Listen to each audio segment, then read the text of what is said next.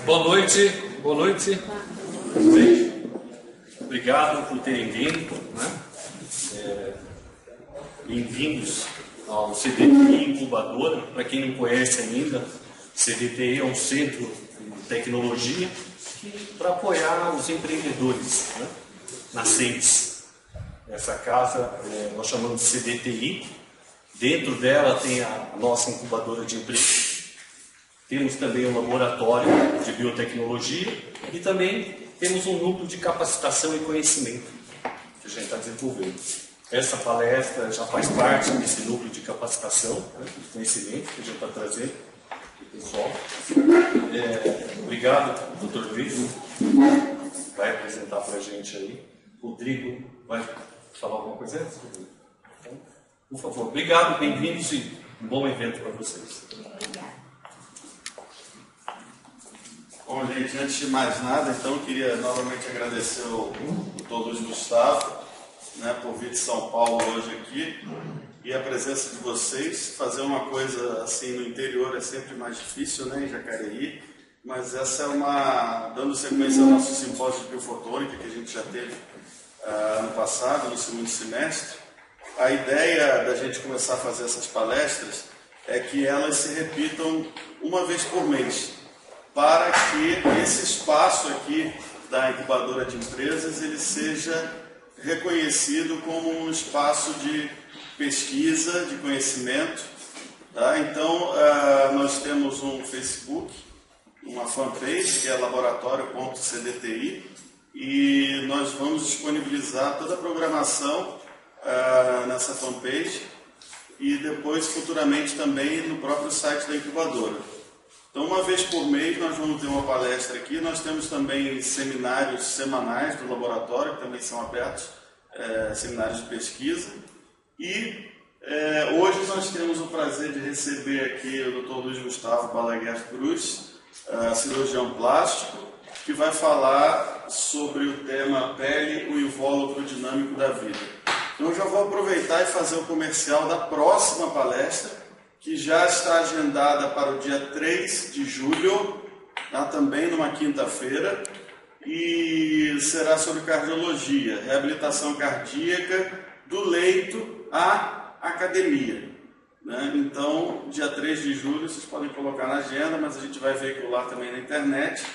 E agora eu passo então a palavra ao Dr. Gustavo. Obrigado pela disponibilidade. Obrigado. Vou pegar o microfone. Mas uma questão de ficar gravado mais facilmente. Boa noite a todos. Boa noite a todos. Obrigado pelo convite, Rodrigo. Obrigado pela oportunidade de estar aqui em Jacareí. Eu vim no ano passado, estava sentado aí, vendo o simpósio de biofotônica, que foi, para mim, muito estimulante. Eu conheci o Rodrigo e o Labate porque eu sou mestrando em biofotônica aplicada às ciências da saúde. E eu sou cirurgião plástico, sou formado em 96, fiz também, a minha formação é um pouco eclética, sou cirurgião plástico formado pela HC de São Paulo, sou membro da Sociedade Brasileira, trabalhei bastante tempo com queimaduras, fiz também uma pós-graduação lato sensu em cirurgia crânio-maxilofacial. E hoje em dia eu trabalho bastante com feridas e sou membro da European Wound Management Association, que é a organização europeia que trata de feridas. Sou membro da Sobrataf, que é a Associação Brasileira, e sou mestrando em biofotônica, como eu falei para vocês. O meu tema de pós-graduação de mestrando é nessa área de cicatrização. E aí o Rodrigo me convidou para vir falar um pouquinho sobre pele, que é uma área que nós, cirurgiões plásticos, temos um contato constante, diário, intenso. E quem se preocupa em todos os aspectos de cirurgia plástica, muitos pensam que a gente só trabalha com estética, a gente trabalha muito com cicatrização. E a cicatrização tem tudo a ver com os resultados estéticos também. Portanto, o objetivo da palestra é falar sobre a pele. E a pele, na verdade, a gente tem que levar em consideração alguns pontos muito importantes. A pele é considerada o maior órgão do corpo humano.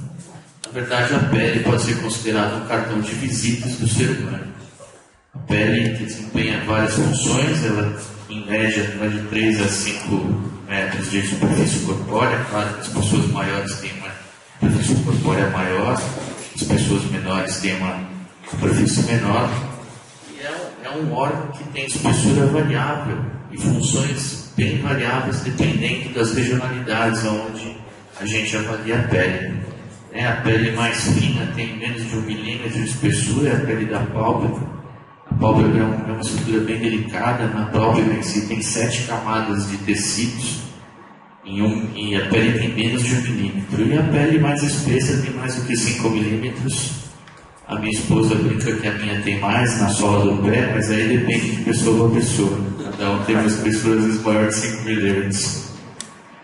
E a pele desempenha várias funções, Como invólucro do corpo, a pele desempenha uma importante função, que é proteger as estruturas internas da ação de agentes externos. E aí sejam esses agentes biológicos, podem ser agentes químicos, podem ser agentes ionizantes, enfim. É realmente um órgão que tem uma função protetora de início e de invólucro. Ela tem também uma função imunológica. A pele também é considerado o órgão com maior antigenicidade do corpo, porque a pele é o primeiro lugar que entra em contato contra qualquer antígeno.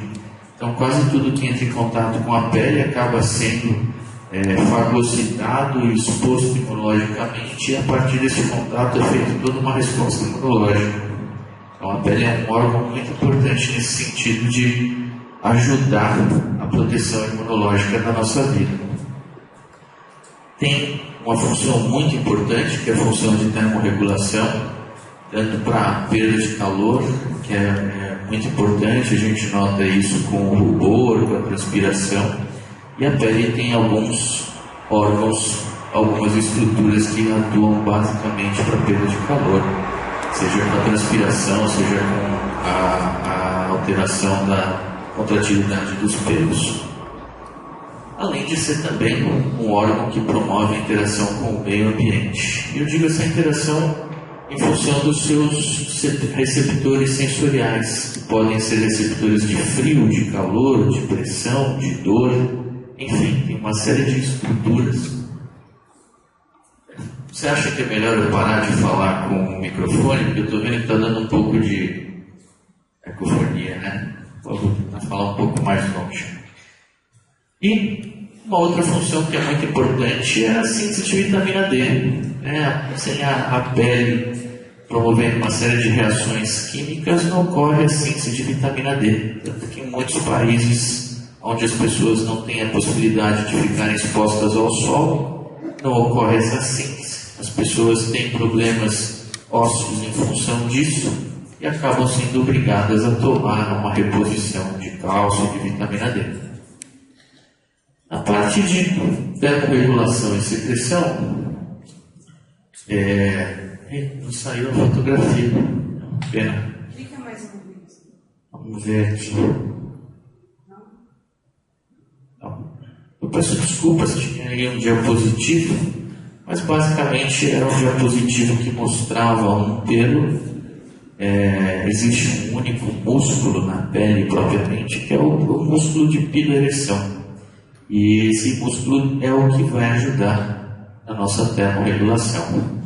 Quando a gente está com o pelo ereto, quando a gente tem frio, naquele arrepio, o pelo fica ereto, isso tem a ação de um músculo eretor do pelo, e a função basicamente é aumentar a quantidade de ar próximo à pele e com isso facilitar o aquecimento da pele.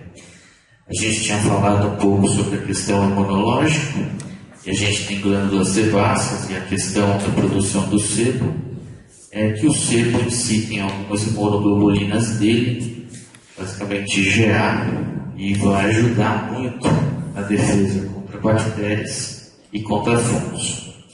E também que a pele tem sempre uma característica, na grande maioria das vezes, de ser relativamente seca.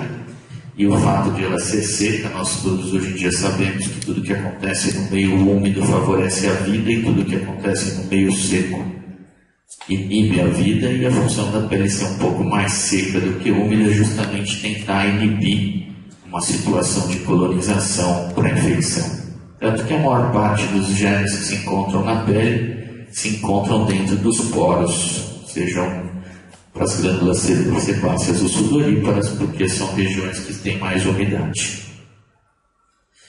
Com relação à questão da defesa, nós havíamos citado a defesa das radiações ionizantes, e as radiações têm a possibilidade de gerar alteração do material celular, e essa alteração do material celular pode predispor à formação de algum câncer. Na profundidade da pele, a gente vai encontrar os melanócitos. Esses melanócitos vão produzir melanossomos. Esses melanossomos são carreados pelos queratinócitos da camada basal em direção aos queratinócitos da camada mais superficial, bem próximo ao estrato córneo, e é isso que vai promover uma barreira de melanina que vai inibir a passagem das radiações ultravioletas A e B. Hoje em dia tem uma série de substâncias que ajudam nessa proteção, mas essa seria a proteção fisiológica que foi desenvolvida com o passar da evolução. E aí, dá o exemplo, o diapositivo que mostra esse fenômeno, onde a gente nota mais profundamente a presença do melanócito, que possui dendritos e produz ali os melanossomas, que são estruturas que têm os grânulos de melanina. Esses grânulos de melanina saem da camada mais profunda da pele e vão subindo em direção à superfície.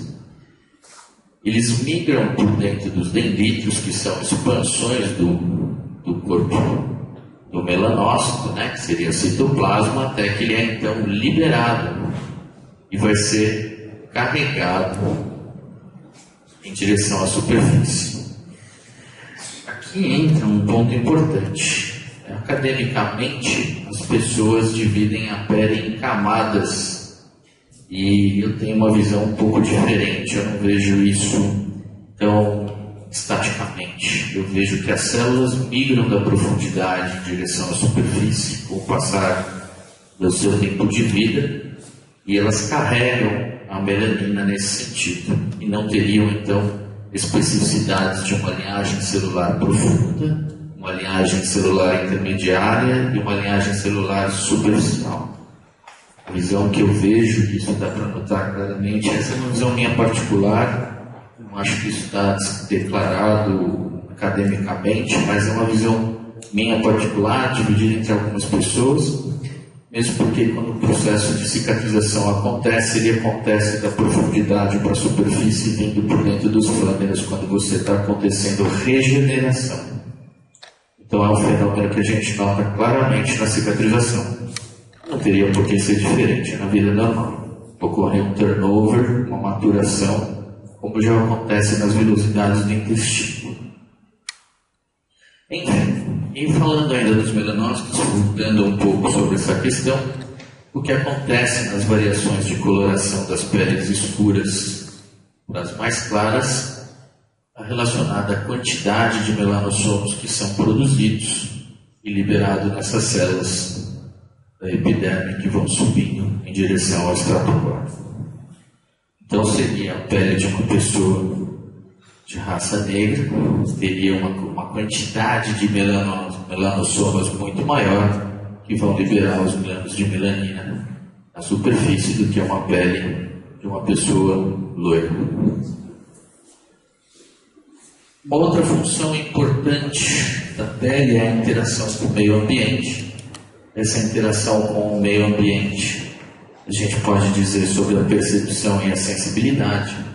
Ela é feita por terminações nervosas livres, é feita por alguns corpúsculos, isso são epônimos. Hoje em dia o pessoal procura não mais falar sobre os epônimos, mas basicamente eles teriam uma só topografia e que teriam o nome das pessoas que os descreveram. Então, na camada juncional, teríamos os discos de Merkel, na camada mais abaixo da juncional, mais indo para a derme, os corpúsculos de Meissner, os corpúsculos de Ruffini na camada média indo para a profundidade, já praticamente perto do plexo subdérmico, e os corpúsculos de Pacini, que seriam responsáveis pela pressão e que algumas pessoas descreviam anteriormente como corpúsculos de Vater-Pacini. Então essa seria a função sensorial da pele. Essa função tem uma função de interação com o meio ambiente, com proteção à dor, proteção ao calor, proteção ao frio, enfim, uma afinidade muito importante com a preservação do invólucro. A cada sensação desagradável, você retira a sua pele dessa situação, retrai o membro, toma medida para que não ocorra lesão e a perda da eficiência dessa superfície. E aí a gente tem mais detalhadamente cada uma dessas estruturas. Tem aqui um corte histológico no corpúsculo de Meissner e que seria responsável pela sensação de toque leve. Portanto, passando agora um pouco mais detalhadamente sobre o que a gente estava falando da estratificação da pele, e esse conceito que eu tenho, não sei se as pessoas compartilham, talvez não, mas se a gente tivesse a possibilidade de alguma maneira marcar essas estruturas, esses tipos celulares e avaliar isso com a passagem do tempo, fatalmente vai se notar que ocorre uma subida dessas camadas inferiores, elas não são estáticas. E a gente tem, portanto, uma célula que tem um núcleo grande, uma célula cuboide que ocupa a membrana basal. Essa célula basal, ela passa pelo estrato, vai subindo, e no estrato espinhoso você encontra uma célula já com um núcleo mais reduzido, uma quantidade de citoplasma menor. Aqui não está mostrando direitinho, mas você já encontraria os melanossomas. Ele passa desse estrato espinhoso, que seria a junção da epiderme para a derme, vai chegando na posição do estrato granuloso, onde você tem o achatamento e a condensação desse núcleo, já ficando quase um núcleo picnótico, e aí essa célula vai migrar para o estrato córneo, aonde essa célula morre e vira basicamente um depósito de queratina. Então seria um processo de apoptose evolucional. Essa célula seria gradativamente, nesse turnover da pele, uma célula rica, com um núcleo em formação, começa a receber uma série de substâncias, deposição de proteínas, no caso melanina, queratina, vai gradativamente ficando com o núcleo menor, diminuindo as suas funções, diminuindo o seu citoplasma, até que ela morre e vira uma camada impermeabilizante. Na parte profunda, a gente já encontra uma estrutura muito mais elaborada, uma série de estruturas muito mais elaboradas. A derme, né? A derme é uma parte da pele que a gente encontra aí uma série de organelas, vou colocar como estruturas, né? Nem organelas, porque nós estamos falando de nível celular, mas onde a gente encontraria o pelo, o músculo piloeretor, as glândulas associadas às glândulas sudoríparas, as glândulas sebáceas, o plexo subdérmico, já próximo à gordura, né? E a gente teria o poro. E o epitélio, que reveste a pele, também reveste esses órgãos. E esse epitélio, quando a gente tem uma lesão parcial, né, com preservação do fânero, seja do pelo, seja de um poro, de uma glândula sudorípara e sebácea, é ele que sobe, evolui e transborda para cobrir a área lesionada. Na junção, a gente falou de epiderme, falamos agora de derme. Existe uma junção que impede as pessoas saudáveis que a epiderme se desconecte da derme. Essa junção ela é mostrada pela camada espinhosa, mas ela também é feita por uma série de ligações de colágeno 4, colágeno 6, colágeno 4 com outras lamininas, colágeno 5, 6 e outras proteínas, até chegar à parte mais superficial, onde nós temos a queratina. Eu antes não me preocupava muito com isso, porque não fazia parte da minha rotina diária até eu começar a tratar de crianças que tinham epidermólise bolhosa, junto com a Vânia. E a simples falta de alguma dessas proteínas faz com que a pele se destaque ao menor atrito. E dependendo da deficiência de cada uma dessas proteínas, é a camada onde vai ocorrer o destacamento da epiderme ou da derme. E obviamente que os tipos mais severos são os que têm a deficiência das proteínas mais profundas. Aqueles que têm o destacamento de derme, obviamente acabam tendo a ruptura do plexo subdérmico, formando bolhas hemorrágicas que levam à anemia.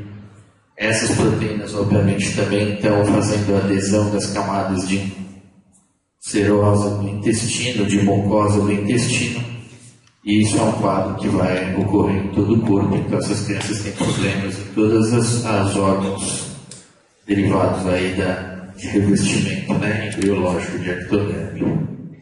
Aliás, aqui eu tinha um outro diapositivo que não saiu naquele outro slide, mas é basicamente para fazer um paralelo muito interessante. A pele deriva da ectoderme. A gente sabe que muitas pessoas às vezes têm problemas atópicos, ou às vezes ficam nervosas, têm prurido, às vezes ficam irritadas, ficam vermelhas.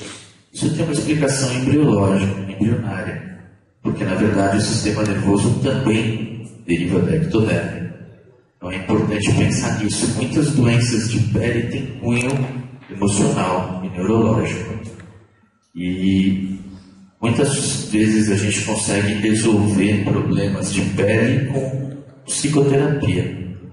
E eu acho que tem muita coisa de neurologia que pode ser feito paralelo com tratamento em dermatologia com bons resultados.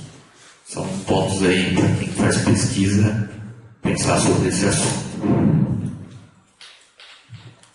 Com relação à anatomia e à fisiologia da pele, a gente fala na epiderme, na camada granulosa.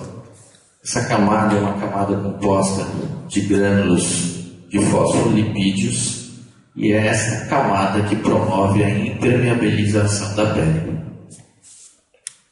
A gente tem uma camada acima, que é a camada córnea, onde a gente encontra essas células que a gente já viu anucleadas, com um citoplasma bem escasso e com grande quantidade de filamentos de queratina.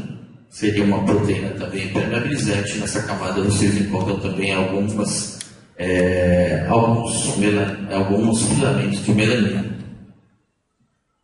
A gente possui também nesses cortes, depois eu vou mostrar, a presença de células de Langerhans. Não são células próprias do tecido, são células que são produzidas na medula óssea e têm uma função de defesa, de fagocitose, que vai trabalhar naquele processo de função imunológica de fagocitar os agentes agressores e expor eles para os linfócitos para que seja organizada a resposta imunológica da pessoa. A epiderme é um epitélio estratificado. A camada basal dela, então nós estamos subindo um pouquinho mais, a camada basal dela tem onde ocorrem essas mitoses, então seriam as células onde ocorre o grande turnover, e essas células seriam então jogadas para cima, é onde a gente tem a diferenciação dos tipos celulares e a síntese da vitamina D. Teríamos também nessa camada a presença dos melanócitos, que tem a função de produzir os melanossomas, que são os envelopes onde os grânulos de melanina são então acomodados para serem então gradativamente supercializados pelo processo de migração celular. E teríamos a junção, a camada espinhosa, que é onde a gente tem as velocidades. Essa camada espinhosa, com o passar dos anos, ela vai perdendo essa característica espinhosa Por isso que a pele dos velhinhos é mais fácil de formar bolha e destacar do que a das pessoas mais jovens. A aderência é menor. E é ela, né, como eu disse agora, que faria essa manutenção da coesão das células epidérmicas. E resistência ao atrito, ação de pressão e fixação.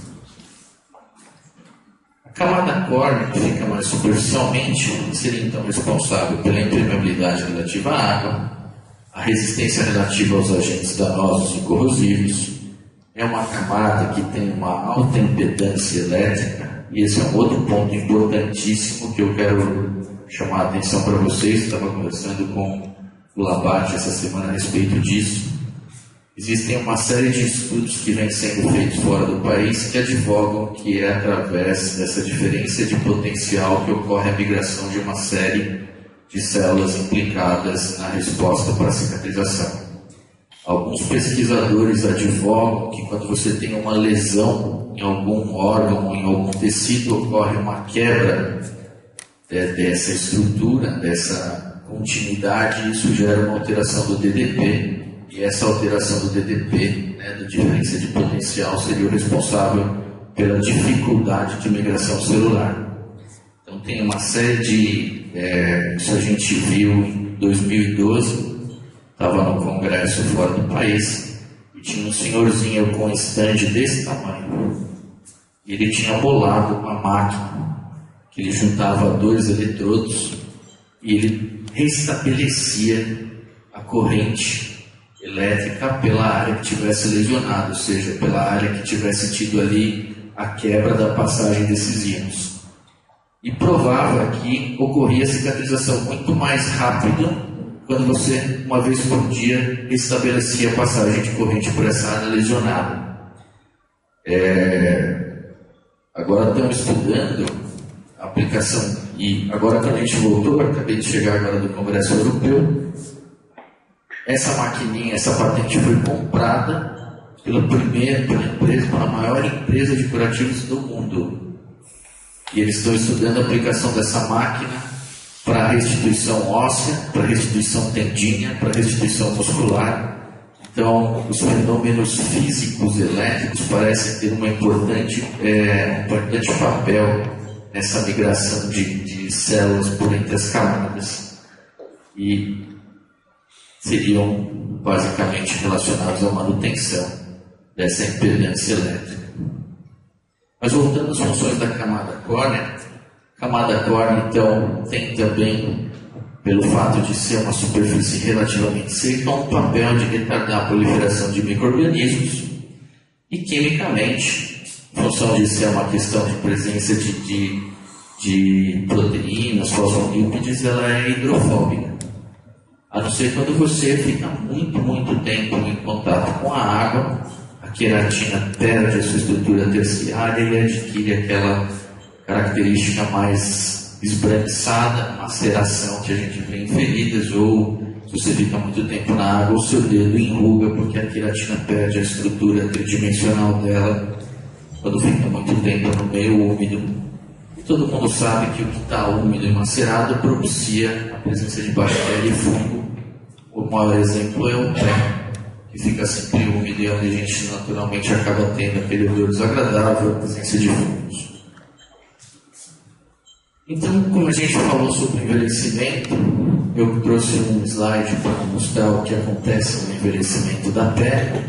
Basicamente, as estruturas, todas elas ficam de tamanhos menores, ocorre uma diminuição da rede vascular, uma diminuição de gordura. A derme em si perde, a derme, na verdade, ela tem uma grande quantidade de estruturas acelulares, colágeno, elastina, aminoglicanas, proteoglicanas, que acabam sendo reduzidas. Reduz também a quantidade de células, de uma maneira geral, reduz a quantidade. Na verdade, não vou dizer que reduz a quantidade, mas ocorrem alterações nas disposições de melanócitos, por isso que é comum se encontrar nos idosos manchas hipocrômicas e manchas hipercrômicas, que a gente diz que são as manchas senis. E a gente nota também uma diminuição essa camada de junção da derme para a epiderme, onde diminui as vilosidades, e por isso que quando a gente às vezes pega no braço de um velhinho, a pele se destaca facilmente, é porque diminui a quantidade de vilosidades da pele. Tem uma série de doenças que acontecem, então eu trouxe para ilustrar um pouquinho a questão da dermatite seborreica. Na verdade, é um problema que ocorre na profundidade da pele, no caso é uma disfunção da produção de sebo. Essa disfunção leva a um acúmulo de sebo na parte epidérmica, e como a gente está falando mais da superfície agora, na parte de doenças, vamos começar de cima para baixo. Esse excesso de oleosidade gera uma alteração, gera uma inflamação da pele, porque ocorre uma mudança da característica básica dela, que é ser seca. Claro que existem pessoas que têm peles mais oleosas, mas a característica da pele principal é ter menos umidade do que os outros tecidos de revestimento. Se a gente pensar no olho, pensar na mucosa, os tecidos de revestimento da pele é que tem menos umidade. Bom, do ponto de vista histológico, esse é o slide que eu queria mostrar para vocês, que a gente, na minha opinião, eu sei a interpretação de vocês, mas eu vejo, claro que isso é uma fotografia, não é algo dinâmico, mas eu vejo muito claramente a migração e a ascensão dessas células em direção à superfície. Não sei a opinião de vocês, tem mais alguém que trabalha com pele. Eu sei que o Ailton está trabalhando com boticária, então deve estar pensando bastante na questão das rugas, porque eu lembro da sua aula falando sobre as rugas. Mas o que eu acho que acontece, acho que é muito importante a gente pensar nisso, é essa questão dinâmica do que acontece nas camadas mais profundas da epiderme em direção à derme. Eu acho que se houver alguma maneira de se retardar esse processo, de se prolongar um pouco mais a presença dessas células aqui, a gente fatalmente diminui, aliás, mantém a espessura da epiderme e com isso diminui a presença de rugas. Ideia, não sei a opinião de vocês, né? Então as células, na minha opinião, migram da camada basal em direção à cor. A gente falou um pouquinho sobre os danos que pode acontecer quando a gente não tem a presença de grânulos de melanina na camada mais superficial e em todas as outras camadas, mas basicamente as radiações podem levar a uma série de alterações. As alterações mais simples, a gente tem as queimaduras de primeiro grau, onde a gente tem fenômenos para diminuir a temperatura da pele, onde a gente ocorre a vasodilatação, ocorre a sudorese, ocorre a hiperemia. Isso leva a uma liberação de uma série de fatores inflamatórios, então costuma ser uma lesão dolorosa. A persistência constante da ação da radiação sobre a pele vai promover uma desnaturação de algumas proteínas, basicamente colágeno e elastina, vai lesionar as células que produzem e sintetizam essas substâncias e vai levar ao que a gente chama de blastose solar. O excesso de radiação agindo sobre os melanócitos vai levar à alteração da produção de melanina. E aí vai levar ao problema mais sério que a gente pode ter em pele, que é o melanoma. É um câncer altamente agressivo. É altamente agressivo porque essas células têm um alto turnover celular e são altamente invasivas. Então costumam, e também a gente tem que lembrar que elas ficam bem próximas à profundidade, aos vasos. Então é um tumor que tem grande capacidade de metastatização e ocorrem verdadeiras catástrofes. Eu já vi pessoas com lesões de 1, 2, 3 milímetros que deixaram para lá e quando foram atrás já tinham metástase ganglionar e foram necessárias cirurgias bem invasivas para poder resolver. Acho que o senhor que trabalha com câncer já deve ter visto esses casos tristes. E tem também alterações mais frequentes, que são aqui no caso dos carcinomas, a gente chama carcinomas vasocelulares, hoje mesmo eu operei um Basicamente, os dois tipos de carcinomas mais frequentes são os basocelulares e os espinocelulares. Eles têm esse nome em função da camada celular onde ocorre essa alteração, seja na camada basal, seja na camada espinhosa. Os basocelulares têm essa característica de terem as bordas perláceas em diferentes tipos deles. A gente tem o basocelular nodular, tem o esclerodermiforme, onde ocorre aqui uma necrose do centro da lesão por hipóxia celular, por diminuição da quantidade de oxigênio. Os lugares mais frequentes de ocorrerem são no dorso do nariz e no lábio inferior, pela possibilidade de radiação solar, e costuma, na grande maioria das vezes, cometer pacientes de fototipo 1, de pele clara, loiros, de olhos azuis, são os mais acometidos. Claro que aqui, diferentemente de São Paulo, que tem uma poluição maior e de uma certa maneira isso dificulta um pouco agora não mais porque a camada de ozônio está indo para o beleléu, mas aqui no interior a radiação é um pouco maior, tem lugares onde tem taxas de radiação altíssima, como lá, por exemplo, em Caxambu, onde foi a festa do ano passado, ou mesmo no Espírito Santo, por alterações de camada de ozônio, onde é super frequente ter a presença desses carcinomas, tanto espinocelulares quanto dos basocelulares. Uma outra alteração que ocorre na pele, eu trouxe casos mais para ilustrar, mas na verdade são patologias frequentes aqui no Brasil, porque a gente tem uma grande predominância de população de descendência afro-americana, e o que diferencia os afro-americanos é a presença de pele de fototipo, que a gente classifica como um fototipo mais elevado, 4 ou 5. E eles teriam, então, uma quantidade de melanina maior. Por alterações imunológicas, os melanócitos são destruídos por células nervosas através da liberação de substâncias tóxicas e ocorre uma perda da produção da melanina, criando áreas de hipopigmentação. Na verdade, um dos maiores problemas do cirurgião plástico no quesito estético é a hipopigmentação. Eu não tenho medo de ter paciente que tenha hipopigmentação. Clarear a lesão é muito fácil. Agora, pigmentar a lesão é muito difícil. Por que é muito difícil? Porque nós estamos falando de melanócito. E a gente acabou de falar que o câncer mais agressivo que tem é os melanomas. Na verdade, há 2 anos atrás eu fiquei um pouco abismado, que a gente, às vezes, quando está lendo, a gente às vezes fica um pouco refratário quando lê algum artigo publicado na China. E eu tinha lido um artigo de um professor de uma universidade chinesa que ele tinha encontrado uma cura para o vitiligo. E eu tenho trabalhado hoje em dia com derme artificial, eu trabalhei um tempo com cultura de células quando eu estive fora do país. E esse cidadão bolou um esquema para fazer transferência de melanócito. Só que os trabalhos chineses são assim: você tem vitiligo, você vai fazer isso e não tem como não fazer, você vai fazer.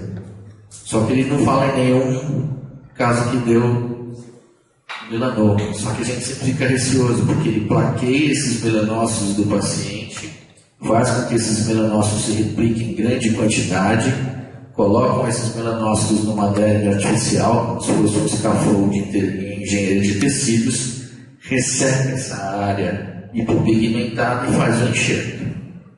E você olha e fala: vou fazer isso quando eu chegar no Brasil. Mas aí a luzinha acende e você começa a pensar, fala: e se de repente eu perder o controle dessa linhagem celular e esse paciente evoluir com melanoma? Mas é um ponto importante, Eu acho que no futuro, quando tiver um controle melhor dessa proliferação celular de melanócitos, eu acredito que seria uma possibilidade de cura.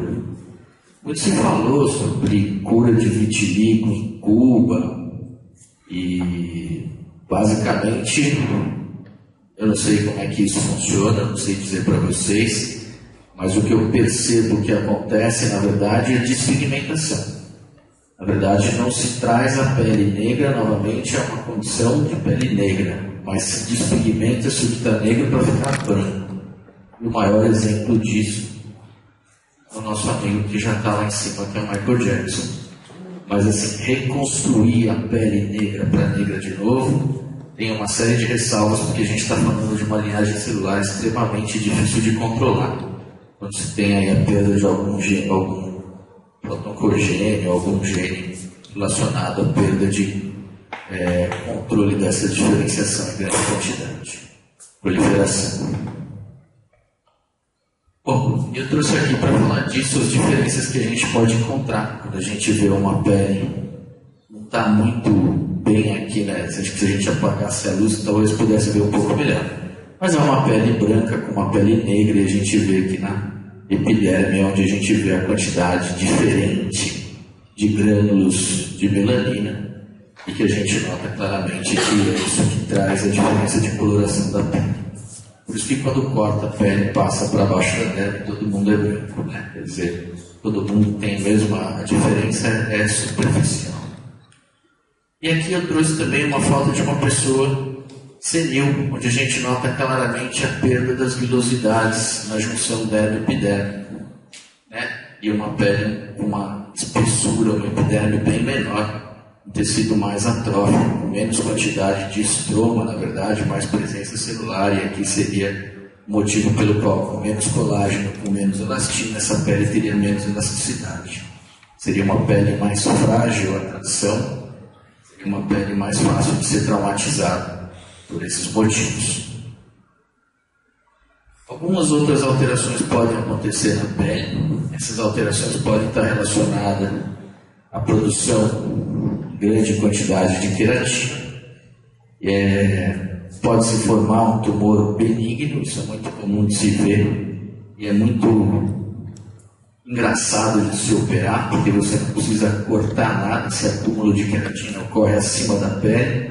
A gente basicamente faz uma infiltração, né? Fica na camada basal e no extrato córneo, infiltra para o paciente não ter dor, e com o cabo do bisturi raspa, sai, a gente vê um orvalho sangrante, a gente vê que é algo realmente da camada córnea que vem sendo produzida na basal e vai estar presente na camada córnea. Bom, a derme, como a gente já falou, é um gel mucopolissacarídeo. Basicamente, a substância fundamental são glicosaminoglicanas, proteoglicanas, fibras de colágeno, fibras de elastina. A gente tem a camada de junção, seria a camada papilar e a reticular, que faz adesão. E como eu disse para vocês, fibras de colágeno, tem diferentes tipos de colágeno. A função seria o suporte, a resistência, a força e a presença do volume. A gente tem na parte mais profunda o plexo subdérmico, teria a função de trazer nutrientes e oxigênio. Teria também a presença de vasos linfáticos junto ao plexo subdérmico, que seriam responsáveis pela drenagem desse líquido que fica na matriz extracelular. É um líquido onde se tem proteínas, toxinas, e ajuda aí também a remover a água quando tem edema.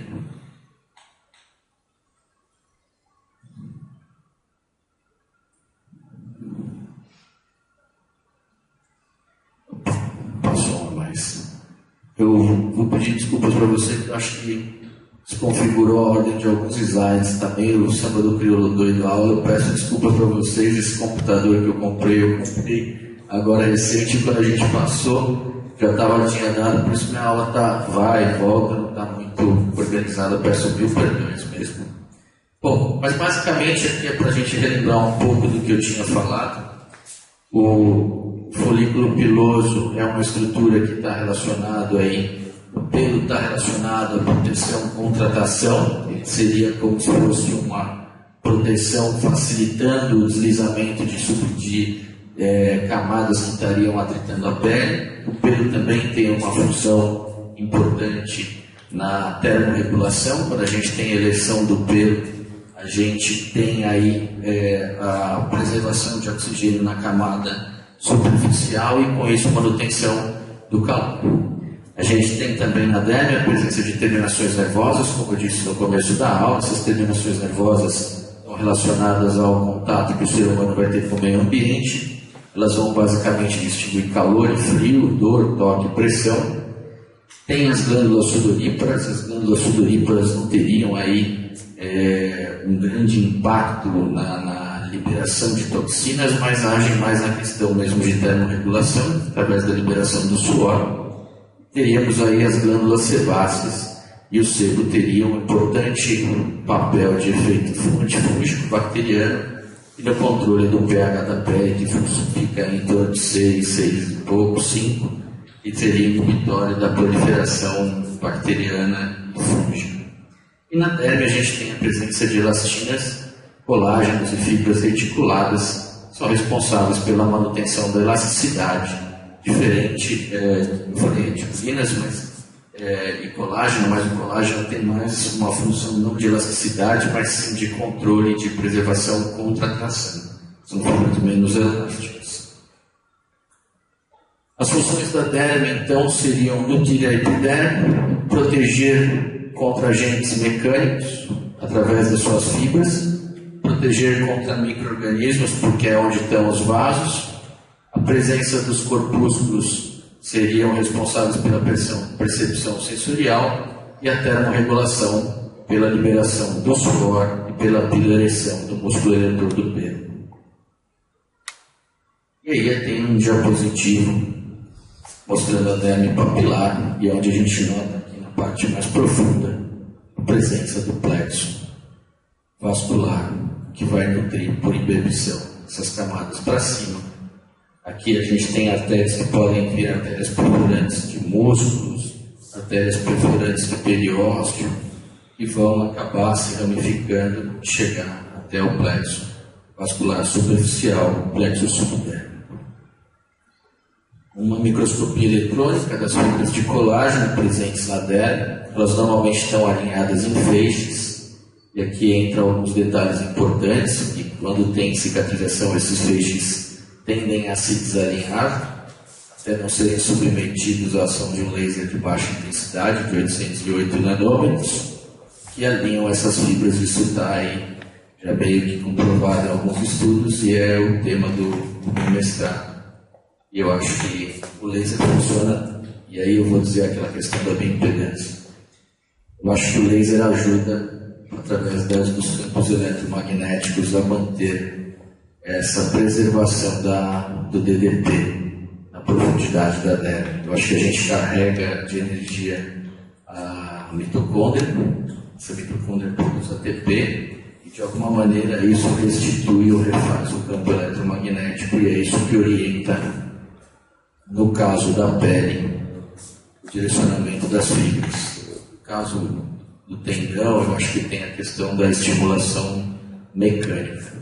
Mas na pele, que não tem tanta essa questão envolvida, eu acho que é uma questão eletromagnética. Eu trouxe um diapositivo, porque isso é algo que foi no dia a dia por muito tempo, uma questão catastrófica.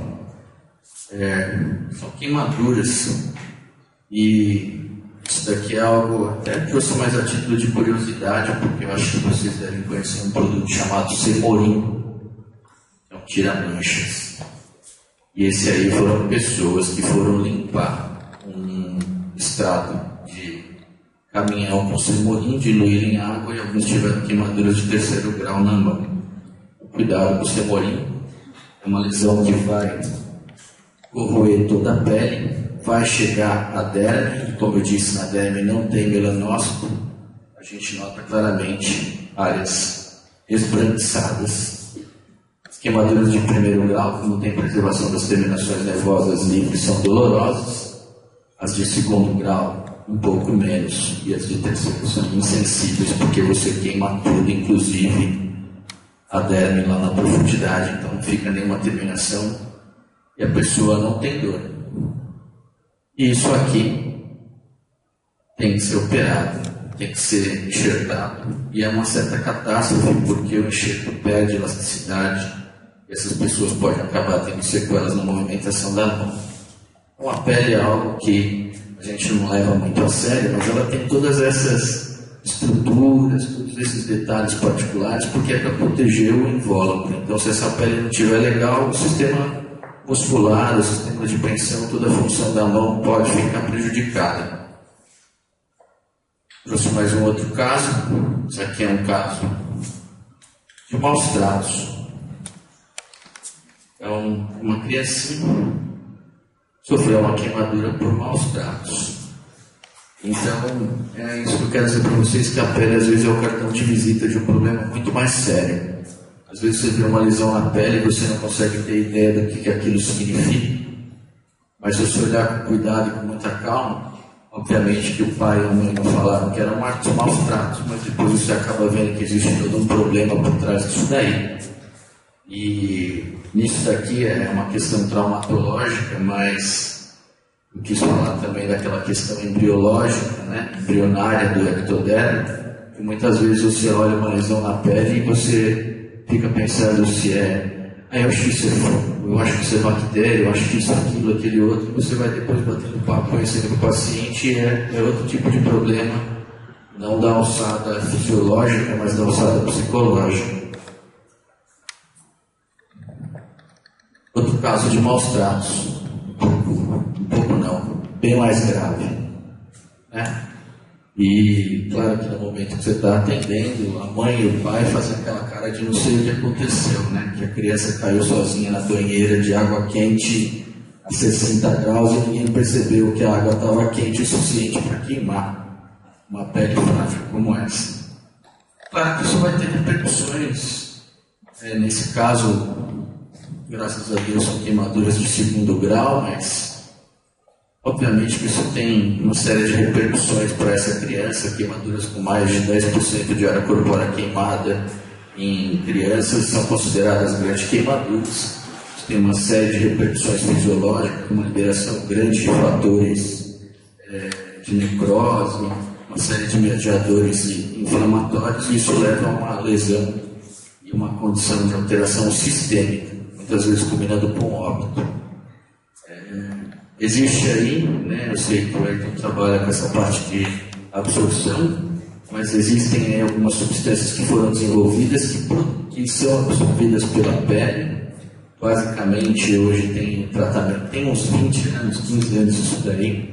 Era a associação da sulfadiazina de prata, que é um dos primeiros antibióticos tópicos, com o nitrato de sério, que é ali naquela parte de baixo da tabela periódica, há um elemento considerado terras raras, que tem função imunomoduladora, e que nesses casos onde você tem uma lesão extensa, você pode aplicar, o nome comercial é dermaséria, e você diminui a resposta inflamatória, porque você quer os imunocomplexos, e eles não conseguem, ficam substâncias grandes, não conseguem cair no plexo subdérmico e cair na corrente sanguínea, ficam ali parados entre epiderme e derme, e portanto essa criança não vai ter todas aquelas síndromes da angústia respiratória, problemas de falência renal.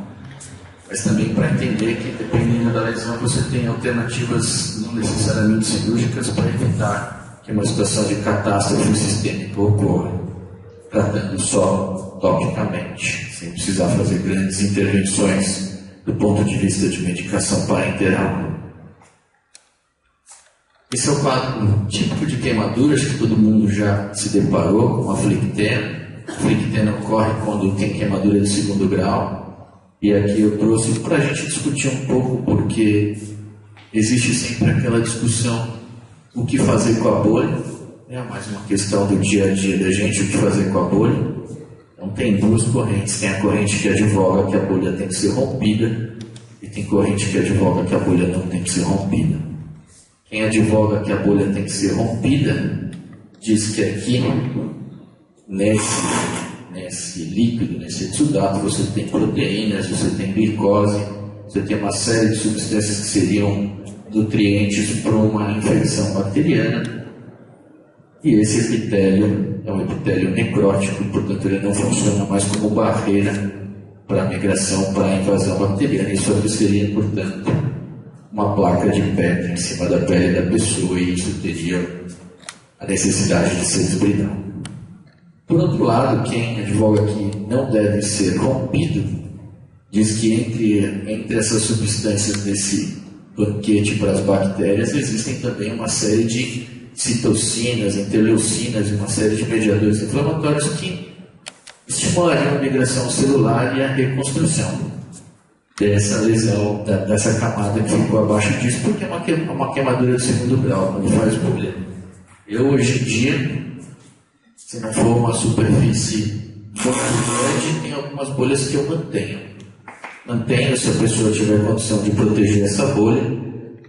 A grande maioria das vezes acaba rompendo, mas se você vê que é uma lesão numa área de grande movimentação, uma pessoa que precisa trabalhar, eu prefiro romper e ocluir, para que não tenha aí a possibilidade de nenhuma infecção. E aqui eu trouxe um quadro para vocês que é, na verdade, algo que me chocou muito, que é essa doença, epidermólise bulhosa. A Vânia, minha esposa, ela é especialista nessa área, eu tinha pouquíssimo contato com isso durante a minha vida inteira. E, na verdade, é uma situação catastrófica, porque é uma doença congênita. E dependendo da ausência de algumas daquelas proteínas, se são proteínas mais profundas, ocorre morte nos primeiros 5, 6 dias de vida, muitas vezes por anemia, por oclusão arterial. É muito comum ter também descamação de uretério, então entope vias urinárias. E é um sofrimento, porque a pessoa vai conviver com isso pro resto da vida dela.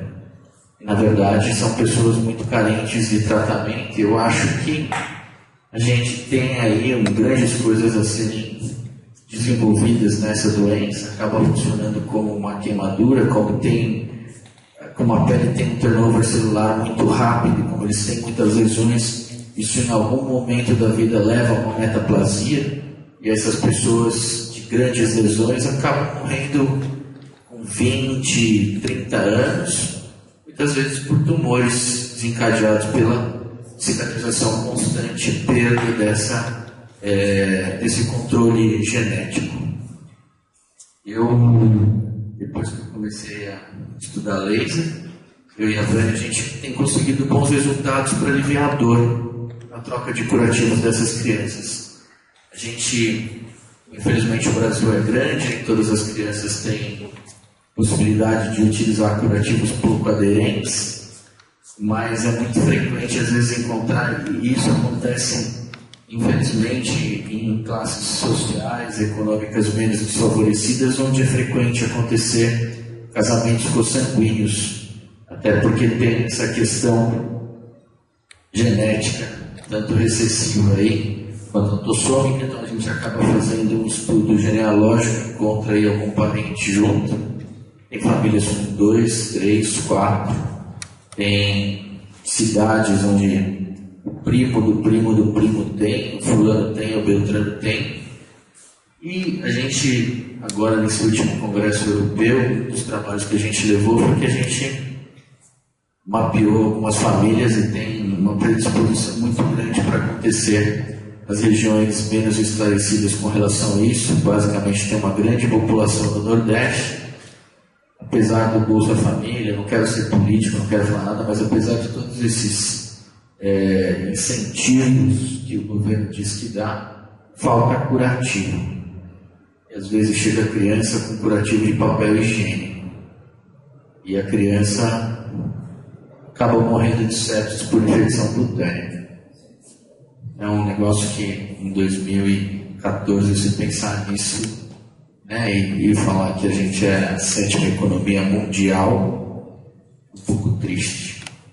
Mas só para vocês, espero que vocês, quando tiverem contatos, eu sei que vocês estão com a casa do curativo, não sei se vocês têm paciente de epidermólise bulhosa aqui, mas é algo que marca a vida e estimula muito procurar uma solução para esse problema.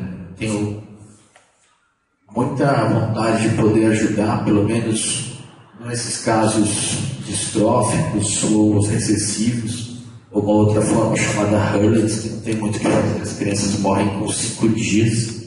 Esses pacientes, que parece 7, 8 anos de idade, né?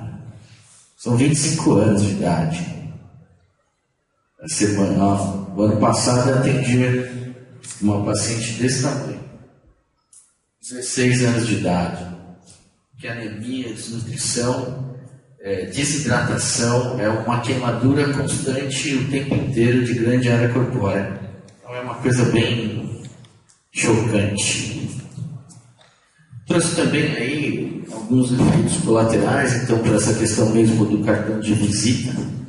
E eu digo cartão de visita porque muitas vezes a gente pode ter uma série de efeitos colaterais. Eu até coloquei isso aqui porque foi questão agora da minha prova para entrar no doutorado na USP, que eram os efeitos colaterais dos esteroides. Claro que tem uma série de outros efeitos, mas na pele a gente vê que a presença de uma série de lesões importantes. Quando eu comecei a estudar medicina lá no ICB, esse era o meu maior desafio.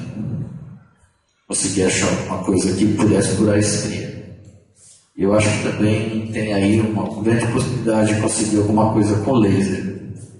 Eu acho que essa questão de cargas elétricas dentro da cicatriz dérmica também pode facilitar a migração de um tipo celular específico, miofibroblasto, que levaria à contração dessa lesão. Isso também é outra coisa que a gente pode pensar.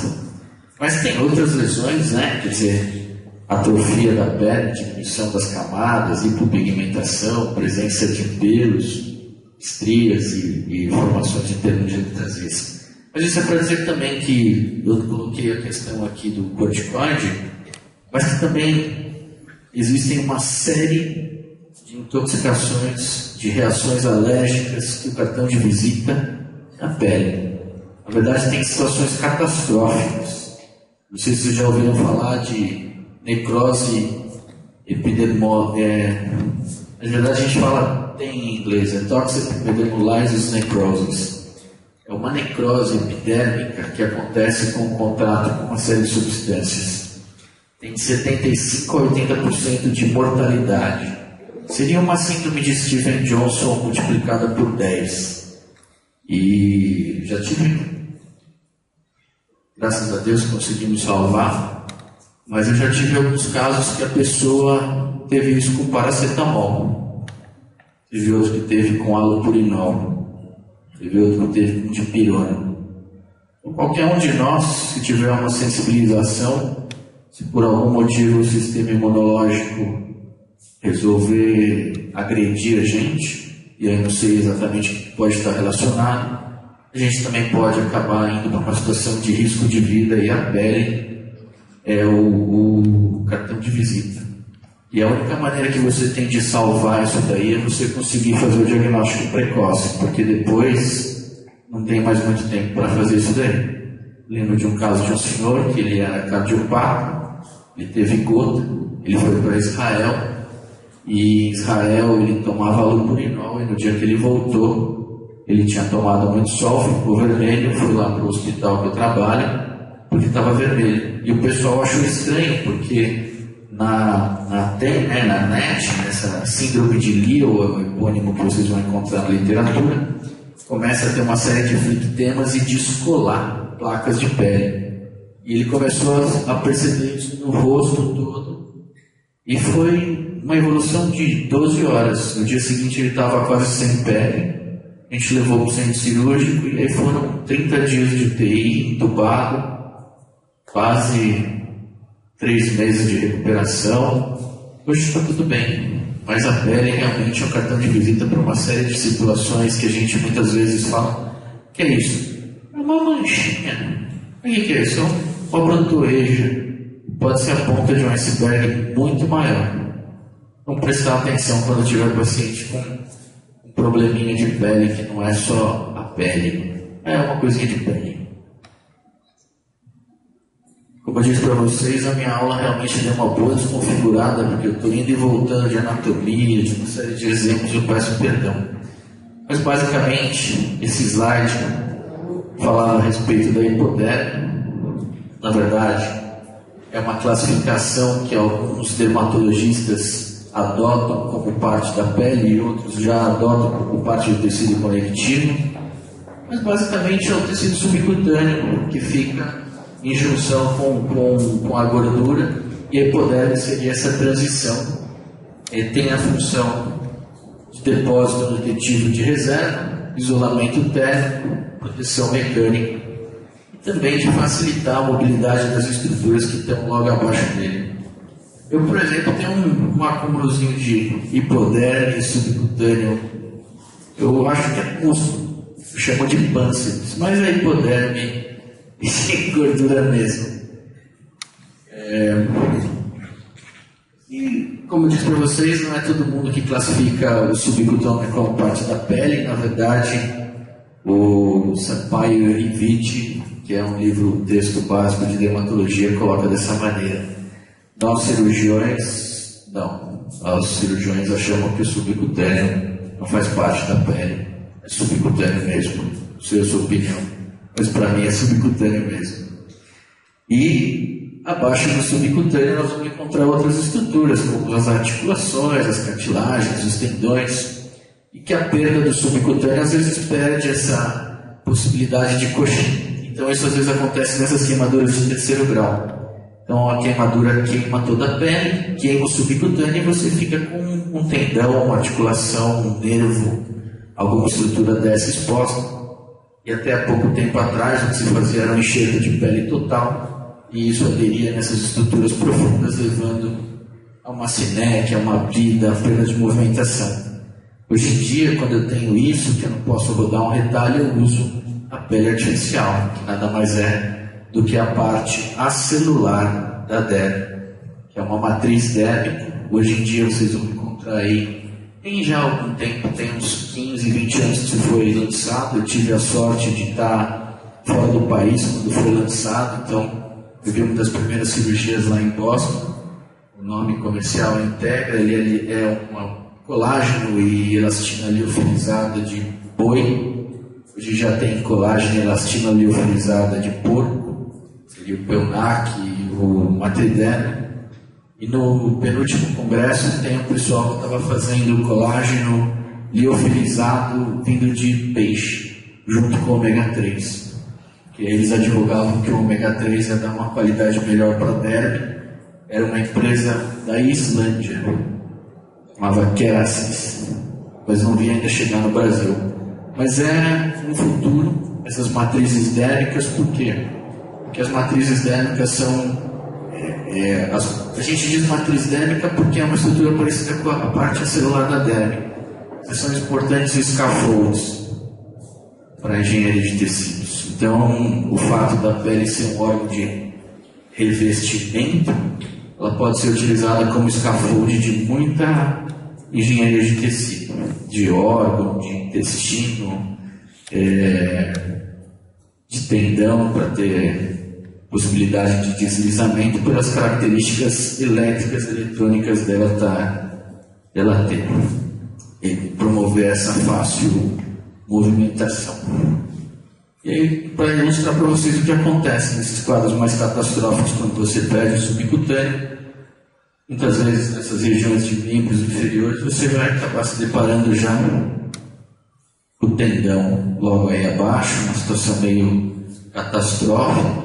Não é infrequente de acontecer na perna e na mão, como eu mostrei na outra foto para vocês. E é bem chato para tratar, porque se você não tiver uma matriz dérmica ou uma possibilidade de um retalho, alguma coisa assim, vai sequelar. Abaixo do subcutâneo, então, como eu disse, tem a face, tem o músculo, e a pele teria aí a função de invólucro, de proteção. Tá? Quando chegar numa situação dessa, é sempre importante parar e pensar, porque é uma ferida profunda. Então, muitas vezes, em algumas regiões, a gente não tem praticamente subcutâneo, a pele é fina, por exemplo, peito do pé, dorso de mão, pálpebra, como eu disse para vocês, as coisas mais difíceis de reconstruir em cirurgia plástica é pálpebra, é lábio. Aliás, um trabalho muito legal é aquele tratamento dos cânceres com o uso de corante e PDT para ter um resultado melhor. Fora do país, o pessoal usa muito, e a gente aqui está engatinhando. Aliás, eu acho que os usos de corantes por uma série de tratamentos aí estão engatinhando, mas no meu parco conhecimento, e você que está abrindo um centro de microbiologia, eu acho que teria a possibilidade de fazer um método, tipo uma hemodiálise com corante e matar muita bactéria multiresistente, simplesmente por afinidade de membrana celular com algum corante, que levaria ao aumento da temperatura e lise da membrana celular, uma máquina de hemodiálise. Então, a gente fala de muita coisa e são ideias. E o que acontece às vezes é isso, né? O músculo fica exposto. E se você colocar a pele diretamente aí em cima, fatalmente isso daí vai retrair e vai ter uma série de problemas cicatriciais e de movimentação, com perda da função. Cirurgia de deiscência expõe a poneurose, né? Muitas vezes a pele. Isso aqui é caso de trauma, né? Esmagamento, tudo, a gente sutura, mas enfim. A perda da função do plexo subdérmico acaba levando a necrose, às vezes tem o edema também, a sutura de uma situação edemaciada leva a mais hipóxia, descolamento e exposição de estrutura profunda. Abaixo do subcutâneo pode ter osso, pode ter periósteo. Quando tem periósteo lesado, aí a coisa pode ficar bem difícil de tratar. E é onde eu acho que tem uma outra aplicação também para os lasers de baixa intensidade, tanto para o estímulo de granulação em cima do osso, quanto também para matar bactérias que estão lá para evitar a formação de osteomielite. Na verdade, eu acho que a medicina migrou sobre várias fases, né? Quer dizer, antes a medicina não entendia o que estava acontecendo, depois começou a procurar explicações biológicas, partir para agentes químicos, e agora nós estamos na etapa de conseguir dominar mesmo agentes biológicos e métodos físicos.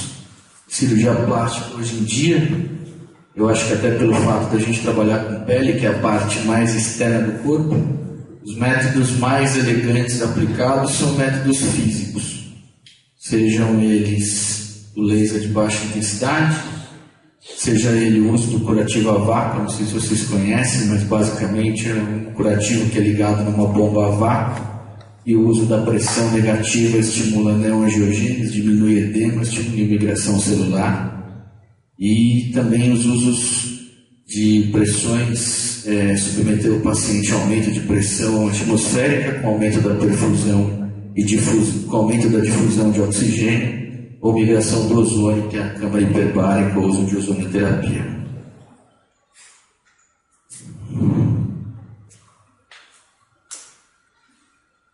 Bom, a gente acabou realmente desconfigurando bastante, mas isso é quase tudo que eu já falei para vocês, que são as questões físico-químicas e biológicas. Eu acho que a pele é um lugar onde a eletroporação aumenta a possibilidade de incorporação de fármacos colocados superficialmente, onde eu disse para vocês, essa maquininha chama Wound Heal, onde dá choquezinho na área lesionada e faz migração celular e revitalização. Esses espaços entre as células também podem ser abertos com o uso de penetração de álcool, que queima, que na verdade queima e desfaz essas ligações de fosfolípidos e aí permite a entrada dessas substâncias. E também a gente pode fazer a perda dessa barreira agindo por essas células cornificadas, como eu disse, aquele exemplo de hiperidratar a queratina da pele, desnaturando ela e permitindo a passagem com fármaco. Mas eu acho que o que vai ser mais elegante agora no futuro é a parte física e a parte biológica. E um ponto final, eu acho que aqui eu sou uma mera criança, mas eu acho que quem trabalha com migração, com passagem de fármacos para a pele, se preocupa muito com essa questão do pH. pH todo mundo sabe que é log da concentração da forma iônica sobre a forma polar. Na verdade a gente está falando de energia, estamos falando de eletricidade. Por isso que eu acho que esses métodos físicos que mexem com eletromagnetismo e que mexem com eletricidade em si, tem uma facilidade grande e uma eficácia e eficiência boa sobre a pele. E aí eu acho que teria espaço para muito cosmético e curativo mexesse com a parte elétrica, que é algo que não é estudado, começando a engatinhar agora. E, obviamente, que se você tem pHs nessa faixa, que vão de 5 até 6, 7, se a gente colocar um pH, alguma substância com pH próximo disso daí, a gente consegue ter a migração, a passagem, porque a forma polar consegue penetrar na membrana. E tudo que tiver iônico não vai passar. E isso também tem a possibilidade de você colocar um fármaco sobre a pele e administrar uma energia e fazer com que ele se transforme numa forma polar, mesmo ele sendo iônico. E aí ter a penetração. E aí você pode ter um princípio ativo que é inativo na pele, mas se torna ativo na profundidade pela administração dessa energia transcutânea. Então, considerações finais. Peço desculpas novamente porque a aula desconfigurou e eu tentei colocar as coisas de uma maneira mais clara possível, mas acho que vocês perceberam que foi um vai e vem e não era para ser dessa maneira. Mas o que eu queria chamar a atenção para vocês é que a pele é um órgão complexo. Ela tem várias estruturas associadas a ela com várias funções. E é justamente esse é o grande ponto para quem vai reconstruir a pele, porque todos os métodos hoje em dia que nós temos de cirurgia plástica são altamente traumáticos.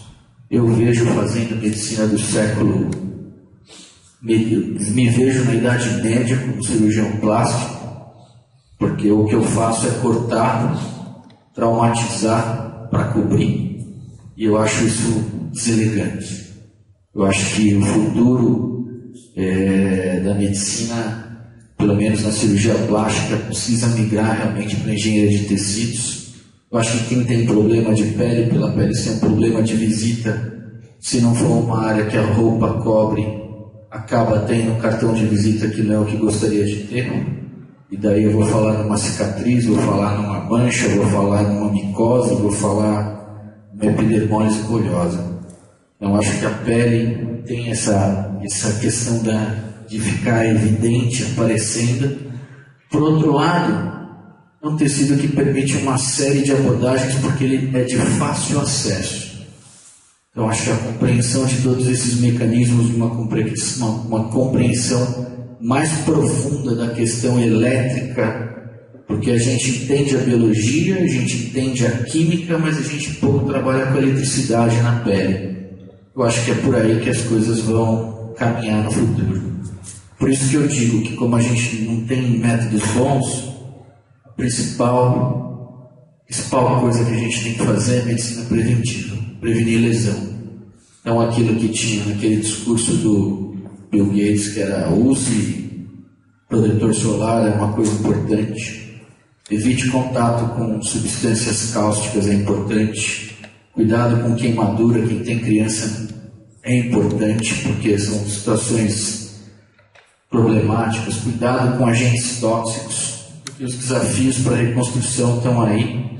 E quem vive o dia a dia sabe que é bem difícil de fazer uma pele lesionada voltar a ser normal, dependendo do grau e das estruturas que estão acometidas. Como eu falei para vocês, eu acho que o futuro está relacionado à nanotecnologia, à bioengenharia, ao uso do laser e ao uso das outras energias aí que possam ajudar. Obrigado, desculpa pela desconfiguração e se vocês tiverem pergunta e eu puder e souber responder, vou ter o maior prazer. Obrigado.